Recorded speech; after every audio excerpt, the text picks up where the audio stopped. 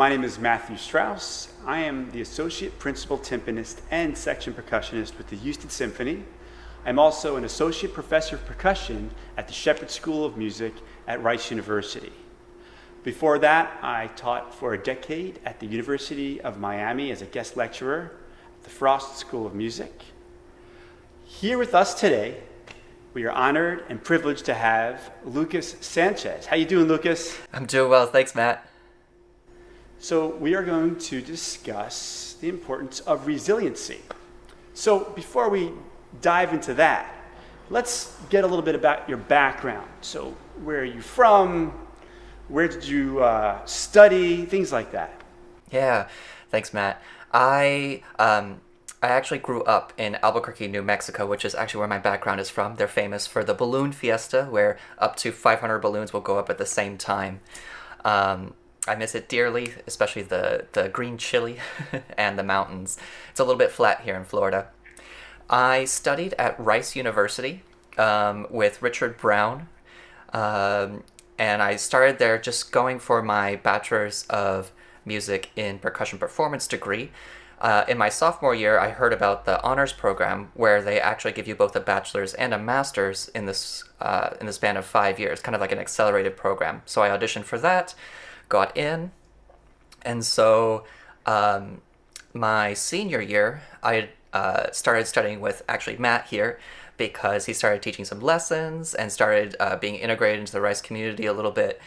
And then in 2016, I graduated with my Bachelor's of Music in Percussion, my Master's of Music in Percussion, and a Bachelor of Arts degree in Mathematics. Both of my parents are engineers, and so one of the things they said is if you're going to Rice, such a great university, you have to be getting a degree that's not music as well, just as a backup plan.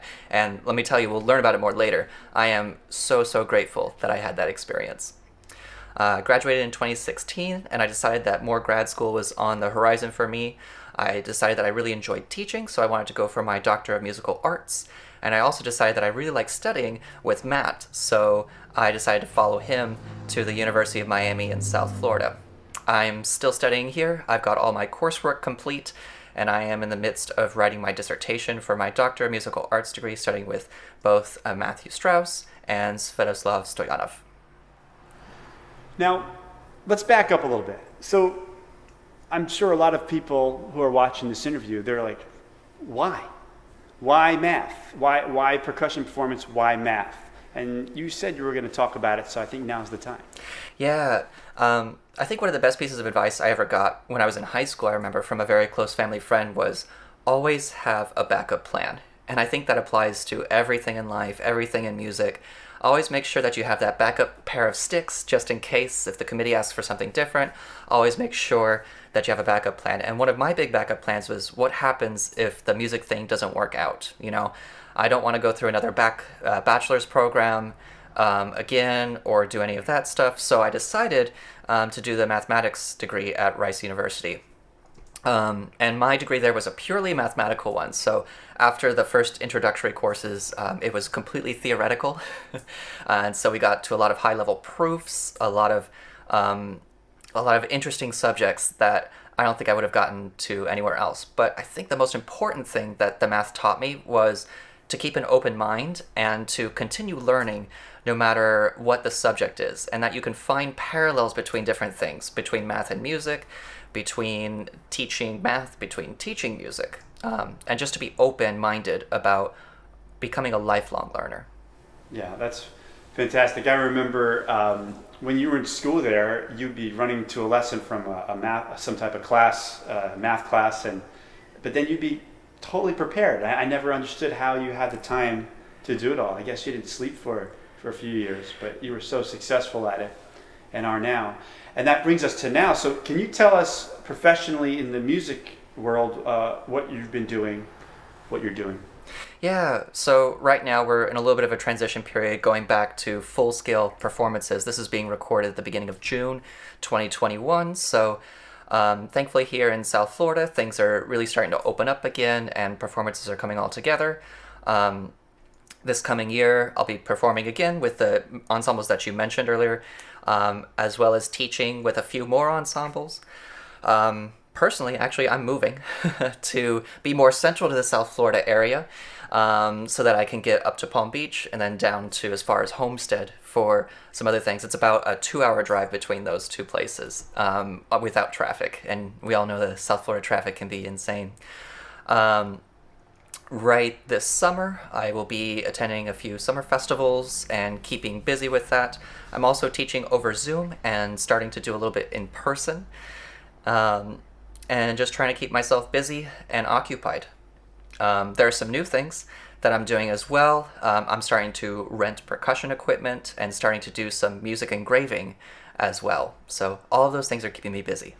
So this path has led you in many different wonderful directions. So I wonder, actually, you seem to be very resilient, which is why we're interviewing you. Can you tell us why you think you're resilient, and maybe even more specifically, how the pandemic might have helped you become more resilient?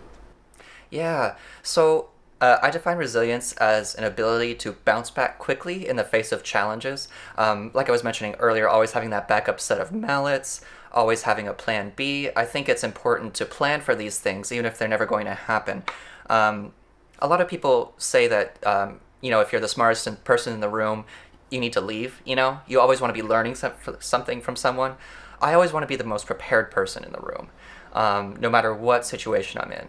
And so that involves score study for performances, that involves making a lesson plan for teaching lessons and all that. And so being able to bounce back quickly from something is just a byproduct of being extra prepared for every situation that can come up. I think it's also important to be flexible as a part of your resiliency and being open-minded to trying something new. When the pandemic initially hit a year and a few months ago today, the everything shut down, and I was very fortunate that one of my former employers, Mathnasium, which is a math tutoring center all over the United States and Canada, was hiring and wanted to have me back. I had recently left that job because I decided that music was going to be my life, and I just didn't quite have the time to tutor students in math anymore. But with this, I was very thankful that I didn't burn any bridges when I left. I was very thankful that they actually called me up and said, would you like to come back? And I worked for them from March until February of this year, so nearly an entire year again, and was able to bounce back quickly, sustain myself financially, and find some what's a good word for it? I really do enjoy teaching, so I was really happy that I could go back and do something that I love instead of something that, I just had to do because it was money, in order to make money and to make ends meet. So I was especially thankful to teach, up to 30 students per week for different sessions, math from kindergarten all the way up to senior year of high school. That's great. And you were also mentioning earlier, back in the music industry, that you now have this percussion rental business and engraving. Did the pandemic trigger anything in you to further those aspirations? Absolutely. Yeah, absolutely. So down here in South Florida, we started opening up in about January, February of 2021. And for most ensembles, that was a godsend, right? Because we were able to actually go back in person and start recording. For the youth orchestras, which I teach around here, you mentioned the Greater Miami Youth Symphony. I also started teaching at the South Florida Youth Symphony this year. Those ensembles normally rehearse in the university situation. So University of Miami, Miami-Dade College. And in January, those universities were not yet open to the general public or for outsiders to come in. So they had to find different venues to rehearse in. One of them decided to rehearse at a hotel ballroom, another decided to rehearse at a church.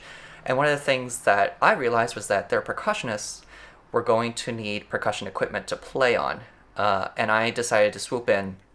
And since I was already going to be there teaching, I could charge a cartage rate instead of a rental rate, and get the instruments in players' hands.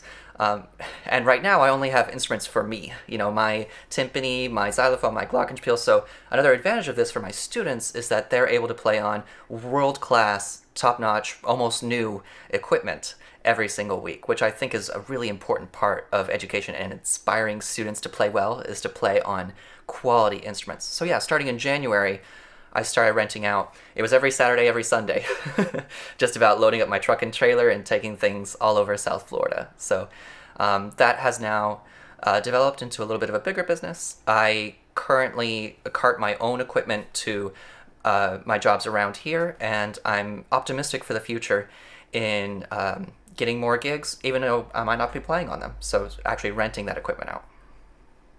That's wonderful. You have yourself a business plan? Not yet. I'm in talks with a few different people about what we're going to do, though. I'm not quite in the situation to start it up on my own. So I'm thankful that I've been networking during my time here in South Florida and have been in touch with a few of the big players around here that are already in the rental business. Great.